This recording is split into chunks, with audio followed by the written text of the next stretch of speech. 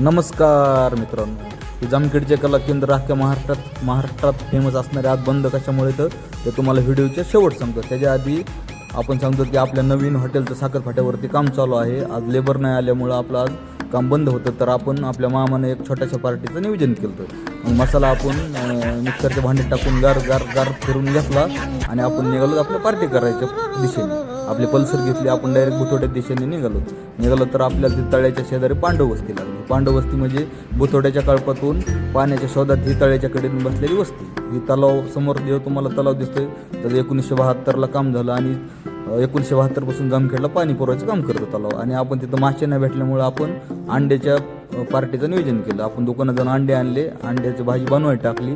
जोपर्यंत अंड्याची भाजी होत नाही तोपर्यंत आपण पोहायचं नियोजन केलं आणि पाण्यात गेलो. बाहुबलीचा शूट घेतला आणि थोडं वेळ असल्यामुळे आपण तिथं पोहायला चालू केलं. थोड्या वेळ पोहलं तर तेवढ्यात बाहेर बसलेल्या मामांनी आवाज दिला. आवाज असा दिला की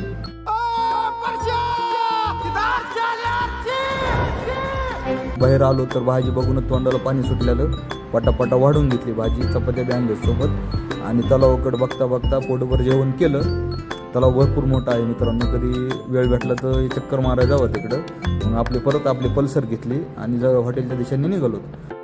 रोडचं काम काय लवकर होणार नाही, पण कला केंद्र दिवसा बंद आणि रात्री चालू असते. धन्यवाद.